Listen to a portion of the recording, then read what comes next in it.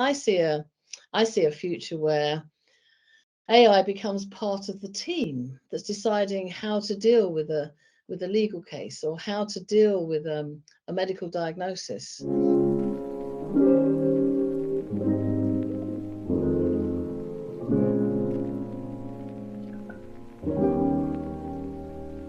AI is already impacting our daily lives. Again, you use Google on your phone, you're using AI. We use face recognition to get onto your phone.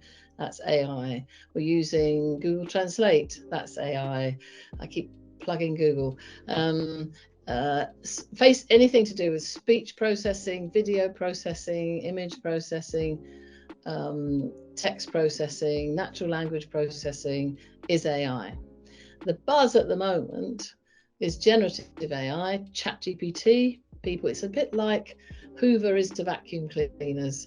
ChatGPT has become like the Hoover of AI, in that everybody now talks about AI and they mean ChatGPT, which is actually a very clever interface developed by OpenAI to give everybody access, anyone who wants to have access to their generative AI model, and you can talk.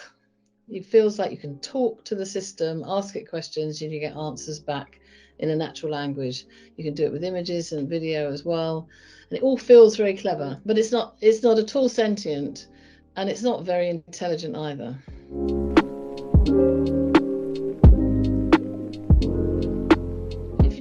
Take for example face recognition. We still haven't really worked out what the rules and regulations should be around when people can apply face recognition technology.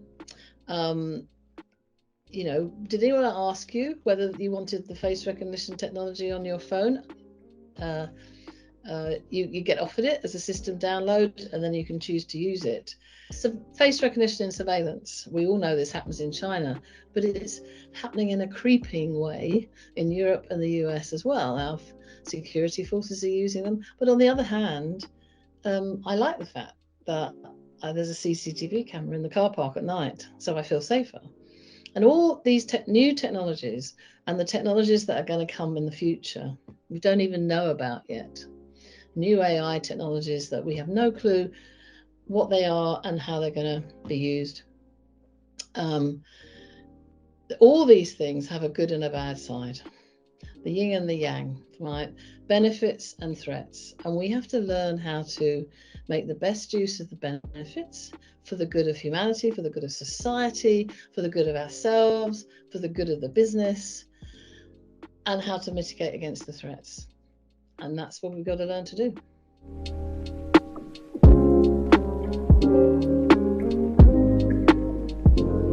Generative AI is nothing to be frightened of, and I think we will start to use generative AI, which is about having a software that helps us write things, summarize things, argue about things. I liken it to when the calculators first appeared, and everyone, it's shock horror, how can we let calculators into the classroom? How do we trust the answers it comes up with? Well, of course, it's garbage in, garbage out, as ever. And now we have, a finance industry run by computers. So all the old ways of doing things by hand, the ledger systems have all gone. But we've got more jobs than we ever had before in the finance industry. And we'll see this around generative AI. I think we're all going to be very relieved not to have to write essays about things. It will help us be more creative. But you need to view it as an adjunct, right? Augmenting what we do and not taking over, because it's not clever enough to take over. But the advantages of having the system, just take the legal industry, summarizing the huge amount of work that people have to absorb, and creating, predicting whether to take a case on or not, whether you think you can win in this circumstance. And I see a future where AI becomes part of the team that's deciding how to deal with a legal case, or how to deal with a medical diagnosis, or how to deal with a problem pupil at school. we'll have teams, and AI will be part of that team, and we'll ask the AI questions, and it'll come back with answers. But it's really important that we see it as something that is augmenting human intelligence and not taking control, because at the moment it can't, because it doesn't, the answers are not, we can't trust the answers. The data that's going into the generative AI is very biased. If it's being trained on the internet, a lot of it's incorrect. We have this lovely term, hallucinating. It will make things up if it doesn't know the answer. We can't trust it yet. So we have to think of it, I think, as part of the team, part of what we do, and using it to help us be more productive, more creative, and have a better working life, actually. Maybe shorter work. Maybe we'll get a 4-day week out of all this.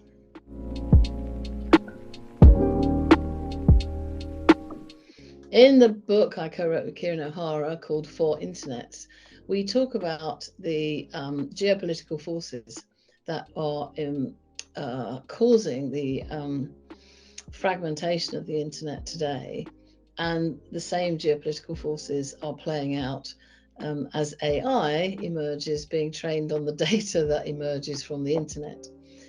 And those are really, in a nutshell, the US is where all the big Western companies are in the Western world, and that's very market force led, because the big companies are on the West Coast. They lobby the East Coast in Washington to get the rules and regs they need to help their companies make money. And you're seeing that play out with AI today, where Biden just had the meeting with the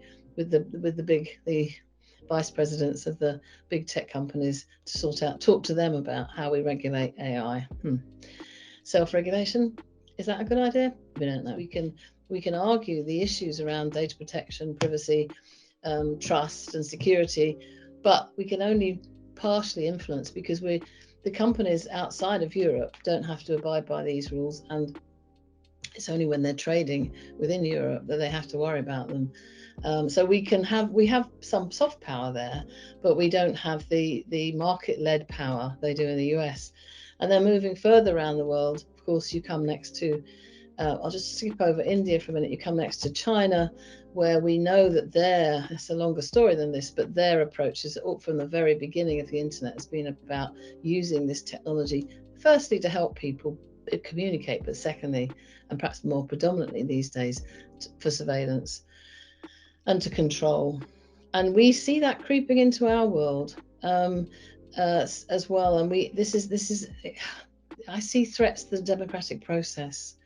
And autocrats do well in this sort of data control world, and we've got to think very hard about what that means for us and our lives and our businesses. And then, so that is all underpinned by the original open internet, which is still there. The open protocols, TCP/IP, were invented 50 years ago next year. That still runs. So that's our internet number one. And then we've got the US, Europe, China models on top of that. And it's how they all fit together. And can we keep the internet running technically with the global agreement on the technical protocols, because nothing works if they goes. We don't have a global internet then, and AI is running on top of that, and that's going to put further political pressure on this whole ecosystem.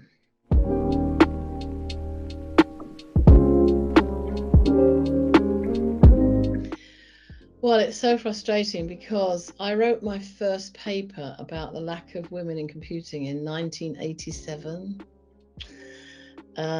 when we were beginning to teach computer science degree courses at Southampton, and we arrived one October at the university and realised we had no girls registered on the courses, no women registered on the courses. So us women in computing then started talking about why, and there were lots of reasons. It was partly because the personal computer had come out and they were seen as toys for the boys, and that really changed the culture of computing since then in the West. Yeah, it's not so true in India and Malaysia and other Southeast Asian countries, but in the West, the computing is very much seen as something rather nerdy, that only the geeks do, and a lot of girls don't want to be involved in that when they come to do their GCSE choices, and it goes wrong from them. We haven't managed to change, despite many attempts. We haven't managed to change that culture. So here we are, nearly 40 years later, and we still have a very male-dominated computing industry. Even though everybody in the world, including the more than 50% females in the world, we have a very male or dominated industry.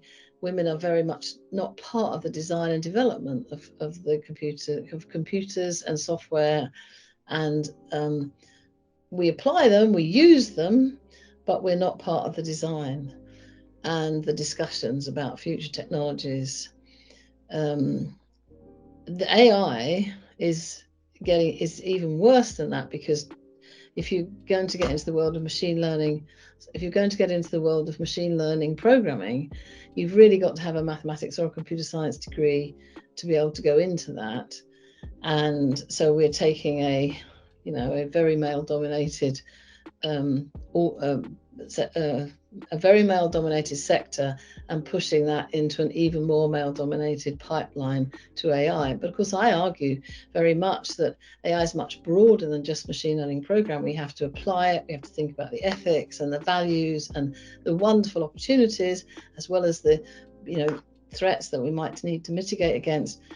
That needs a real diversity of voices. It needs the whole of society to be involved in that. It's not just about gender balance. It's about all, age and ethnicity and culture, and people with disabilities being able to use the technologies and creating level playing fields. And we need so many disciplines involved in developing the way we use these systems. We need lawyers, and we need the philosophers, and we need the psychologists, and we need the people who know how to run businesses, and we need the historians. We need so many different voices here, and that's why my take on this world is that we have to think of it as a socio-technical world to really understand what's going on. So we need diversity in every way.